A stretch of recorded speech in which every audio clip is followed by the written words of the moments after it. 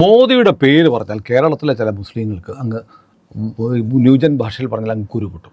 മോദി വലിയ മുസ്ലിം വിരുദ്ധനാണെന്നൊക്കെ പറയുന്നത്. പക്ഷേ മോദി ഇപ്പോൾ എത്തോപ്യയിൽ പോയി അതിനുശേഷം ജോർദാനിൽ ചെല്ലുന്നു. ജോർദാനിലെ രാജകുമാരൻ, അടുത്ത കിരീടാവകാശി, നബി, പ്രവാചകൻ നബിയുടെ 42ാമത്തെ തലമുറയിൽപ്പെട്ട എന്ന് പറഞ്ഞാൽ അദ്ദേഹത്തിൻ്റെ 41, 40 അങ്ങനെ എണ്ണിപ്പോയാൽ പൂർവ്വ പിതാമഹനാണ് നബി. പക്ഷേ ഈ ജോർദാൻ രാജകുമാരൻ അൽ ഹുസൈൻ ബിൻ അബ്ദുള്ള മോദിയെ കണ്ടപ്പോൾ സ്വന്തം കാറിൽ കയറ്റി അദ്ദേഹം തന്നെ മോദിയുടെ ഡ്രൈവറായി കാർ ഓടിച്ചു കൊണ്ടുപോയി. എത്തോപ്യ ചെന്നപ്പോൾ എത്തോപ്യയിലെ പ്രധാനമന്ത്രിയും കൊണ്ടുപോയി. പക്ഷെ അതിനേക്കാളും അത് രാഷ്ട്രീയക്കാരനാണ്. ഇത് പ്രവാചക പരമ്പരയിലെ ഇന്നത്തെ 42ാം രാജാവാണ്. അപ്പോൾ എൻ്റെ ഒരു സംശയം സാറേ, ഈ കേരളത്തിലെ കുറേ ആളുകൾക്കാണല്ലോ മോദി എന്ന് പറഞ്ഞാൽ, പിന്നെ ഇന്ത്യയിലും ചിലയിടത്തൊക്കെ ഉണ്ട് മോദി ഭയങ്കര മുസ്ലിം വിരുദ്ധനാണെന്നൊക്കെ പറയുമ്പോൾ ലോക മുസ്ലിങ്ങൾ മോദിയെ സഹർഷം സ്വീകരിക്കുന്നു. മോദിയുടെ ഡ്രൈവർ ആകാൻ കഴിയുന്നത് പോലും ഭാഗ്യമാണെന്ന് ജോർദാനിലെ രാജകുമാരൻ പറയുന്നു. അങ്ങനെ നമ്മുടെ പ്രധാനമന്ത്രി നരേന്ദ്രമോദിയുടെ ജോർദാൻ സന്ദർശനത്തിനിടയിൽ അവിടുത്തെ കിരീടാവകാശിയായ രാജകുമാരൻ ഫോൺ എടുത്ത് കറക്കി സുനിൽ വടയാറിനെ വിളിച്ചിട്ട് പറഞ്ഞു, കുറച്ച് സമയത്തേക്കാണെങ്കിലും മോദിയുടെ ഡ്രൈവർ ആവാൻ കഴിഞ്ഞത് ലൈഫിലെ ഏറ്റവും വലിയ ഭാഗ്യമാണ്. എൻ്റെ സുനിലെ, നിങ്ങൾ തള്ളിക്കോ, തള്ളാൻ നിങ്ങൾ ബഹുകേമനാണെന്ന് ഞങ്ങൾക്കറിയാം, പക്ഷേ ഒരു മയത്തിലൊക്കെ ആവാം. പിന്നെ സുനിൽ വലിയ ആവേശത്തിൽ പറയുന്നത്, നരേന്ദ്രമോദിയെ ലോക മുസ്ലിങ്ങൾ സഹർഷം സ്വാഗതം ചെയ്യുകയാണ്. ഊഷ്മളമായ സ്വീകരണങ്ങൾ നൽകി ലോക മുസ്ലിങ്ങൾ നരേന്ദ്രമോദിയെ സ്വീകരിക്കാൻ മത്സരിക്കുകയാണ്. ഇന്ത്യയിലെ ചില ഭാഗങ്ങളിലും പ്രത്യേകിച്ച് കേരളത്തിലുമൊക്കെ നരേന്ദ്രമോദിയെ മുസ്ലിം വിരുദ്ധനായി ചിലർ കാണുകയും ആ രീതിയിൽ പ്രചരിപ്പിക്കുകയുമൊക്കെ ചെയ്യുമെങ്കിലും ലോകത്താകമാനം അവസാനമായി ജോർദാനിൽ പ്രവാചക പരമ്പരയിലെ 42ാമത്തെ പ്രവാചകന്റെ പൗത്രനായ അൽ ഹുസൈൻ ഇബിൻ അബ്ദുള്ള എന്ന പ്രവാചകന്റെ കൊച്ചുമകൻ പോലും നരേന്ദ്രമോദിയെ സ്വീകരിക്കാൻ വലിയ തിടുക്കവും ആവേശവും കാണിക്കുന്നു.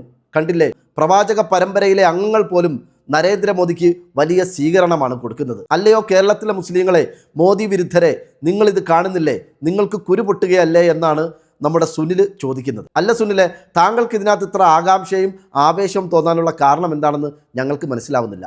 നരേന്ദ്രമോദിക്ക് പൊതുവെ എല്ലാ രാജ്യങ്ങളിലും കിട്ടുന്നത് പോലെയുള്ള ഒരു സ്വീകരണമല്ലേ ജോർദാനിലും കിട്ടിയത്? അല്ലെങ്കിൽ തന്നെ ഏതെങ്കിലും അറേബ്യൻ രാജ്യങ്ങളിൽ, ഗൾഫ് രാജ്യങ്ങളിൽ ഈ കാലയളവിനുള്ളിൽ നരേന്ദ്രമോദിക്ക് മോശമായൊരു സ്വീകരണം എവിടെയെങ്കിലും കിട്ടിയിട്ടുണ്ടോ? വളരെ മനോഹരമായ രീതിയിൽ ആവേശത്തോടു കൂടി ഊഷ്മളമായ സ്വീകരണങ്ങളല്ലേ സൗദി അറേബ്യയിലും ഖത്തറിലും UAEയിലും ഇപ്പോൾ ജോർദാനിലും 2 ദിവസങ്ങൾക്ക് മുമ്പ് ഒമാനിലും നരേന്ദ്രമോദിക്ക് കിട്ടിയത്? എന്തുകൊണ്ടാണ് നരേന്ദ്രമോദിക്ക് ഈ രീതിയിൽ ആകർഷണീയമായ അതല്ലെങ്കിൽ ആവേശകരമായ സ്വീകരണം കിട്ടുന്നത്? അത് നരേന്ദ്രമോദി ഇരിക്കുന്ന കസേരയുടെ പവറാണ്. അദ്ദേഹം ഇന്ത്യയുടെ പ്രധാനമന്ത്രിയാണ്. അല്ലാതെ നരേന്ദ്രമോദി എന്ന വ്യക്തിക്കല്ല ഈ സ്വീകരണം കിട്ടുന്നത് എന്ന് താങ്കൾ മനസ്സിലാക്കണം. നരേന്ദ്രമോദി ഇപ്പോൾ ഇരിക്കുന്ന ഇന്ത്യൻ പ്രധാനമന്ത്രി എന്ന കസേരയിൽ നാളെ സുനിൽ കയറിയിരുന്നാലും സുനിലിന് കിട്ടുന്നതും ഇതേ സ്വീകരണം തന്നെയാണ്.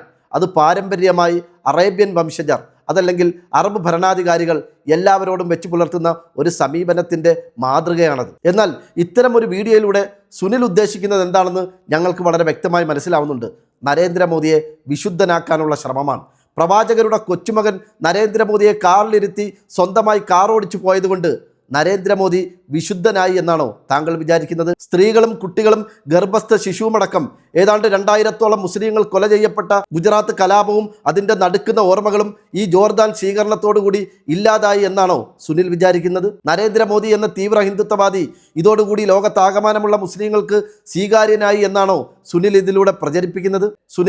സുനിലിന് ഇസ്ലാമിൻ്റെ ചരിത്രം അറിയാത്തത് കൊണ്ടാണ്. പ്രവാചകന്റെ കാലത്ത് നടന്ന മക്കം ഫത്തഹിനെ കുറിച്ച് എപ്പോഴെങ്കിലും സുനിൽ കേട്ടിട്ടുണ്ടോ?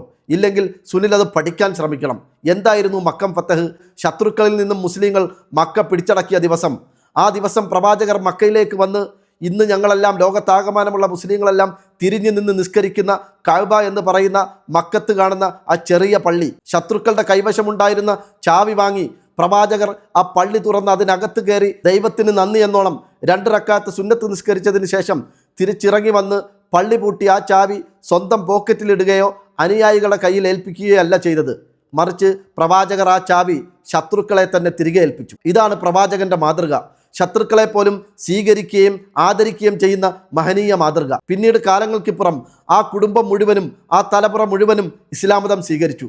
എങ്കിൽ പോലും ഇന്നും കഅബയുടെ ചാവി സൗദി സർക്കാരിൻ്റെ പക്കലിലല്ല, ആ കുടുംബത്തിൻ്റെ കയ്യിൽ തന്നെയാണ്. പിന്നീടൊരിക്കൽ പ്രവാചകനെ വധിക്കാൻ വന്ന ജൂതനായ മനുഷ്യന് രാത്രിയിൽ വിഭവസമൃദ്ധമായ ഭക്ഷണം ഒരുക്കിക്കൊടുത്ത് തൻ്റെ ഏറ്റവും ഇഷ്ടപ്പെട്ട പുതപ്പ് പുതയ്ക്കാൻ കൊടുത്ത ചരിത്രം നിങ്ങൾക്ക് വായിച്ചാൽ കാണാൻ സാധിക്കും. ഇതെല്ലാം എതിരാളികളെയും ശത്രുക്കളെയും വിമർശകരെയും എല്ലാം സ്നേഹം കൊണ്ട് കീഴ്പ്പെടുത്തുന്ന പ്രവാചകന്റെ മഹനീയ മാതൃകകളാണ്. അതേ പ്രവാചകന്റെ കൊച്ചുമകൻ നരേന്ദ്രമോദിയെ ഊഷ്മളമായി സ്വീകരിച്ചതിൽ നിങ്ങൾക്ക് വലിയ അത്ഭുതവും ആവേശവും ഒക്കെ തോന്നുന്നുവെങ്കിൽ ഞങ്ങൾക്കത് ഒരു സാധാരണ സ്വീകരണം മാത്രമാണ്.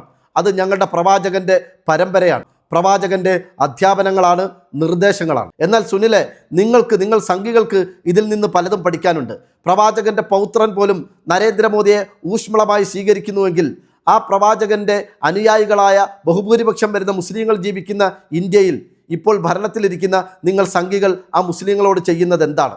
ആ മുസ്ലിങ്ങളുടെ ആരാധനാലയങ്ങൾക്കടിയിൽ ശിവലിംഗമുണ്ടോ എന്ന് തിരയുന്നതിൻ്റെ തിരക്കിലല്ലേ നിങ്ങളിപ്പോഴും? ആ പ്രവാചകരുടെ അധ്യാപനങ്ങൾ നിർദ്ദേശങ്ങളായി ഉൾക്കൊണ്ട് ജീവിതത്തിൽ പകർത്തുന്ന മുസ്ലിം സ്ത്രീകളുടെ വസ്ത്ര സ്വാതന്ത്ര്യത്തിന് മേൽ കടന്നുകയറ്റം നടത്തുകയല്ലേ നിങ്ങൾ ചെയ്തുകൊണ്ടിരിക്കുന്നത്? മുസ്ലിം സ്ത്രീകൾ ധരിക്കുന്ന പർദ്ദയ്ക്കും നിക്കാബിനും ഹിജാബിനുമെതിരെ നിങ്ങൾ പരസ്യമായി കലിതുള്ളുകയല്ലേ? പ്രവാചകന്റെ പൗത്രൻ പോലും ഞങ്ങളുടെ നരേന്ദ്രമോദിക്ക് മഹത്തായ സ്വീകരണം നൽകി എന്ന് വീമ്പ് പറയുന്ന നിങ്ങൾ അതേ പ്രവാചകരുടെ അനുയായികളായി ഇന്ത്യയിൽ ജീവിക്കുന്ന മുസ്ലിങ്ങളോട് നിങ്ങളുടെ ഭരണ സ്വാധീനത്തിൻ്റെ തിണ്ണമിടുക്കിൽ നിങ്ങൾ കാട്ടിക്കൂട്ടുന്ന വിവേചനങ്ങളെക്കുറിച്ചും നീതി നിഷേധത്തെക്കുറിച്ചും എപ്പോഴെങ്കിലും നിങ്ങൾ ആലോചിച്ചിട്ടുണ്ടോ? ഇല്ല, നിങ്ങൾ ഒരിക്കൽ പോലും ആലോചിച്ചിട്ടില്ല എന്ന് മാത്രമല്ല, മുസ്ലിങ്ങൾ ഇന്ത്യയുടെ ആഭ്യന്തര ശത്രുക്കളാണ് എന്ന് നിങ്ങളുടെ പുസ്തകത്തിൽ എഴുതി വച്ചിരിക്കുന്നതിനെ നിങ്ങൾ ഇപ്പോഴും അംഗീകരിക്കുന്നു. ആ പ്രത്യയശാസ്ത്രവുമായി നിങ്ങൾ മുന്നോട്ട് പോകുന്നു. അതുകൊണ്ട് നരേന്ദ്രമോദിക്ക് ജോർദാനിൽ കിട്ടിയ സ്വീകരണം അദ്ദേഹം വെറും നരേന്ദ്രമോദി ആയതുകൊണ്ടല്ല, ഇന്ത്യൻ പ്രധാനമന്ത്രിയായ നരേന്ദ്രമോദി ആയതുകൊണ്ടാണെന്നും അത് ഇന്ത്യൻ പ്രധാനമന്ത്രി എന്ന സ്ഥാനത്തിൻ്റെ പവറാണെന്നും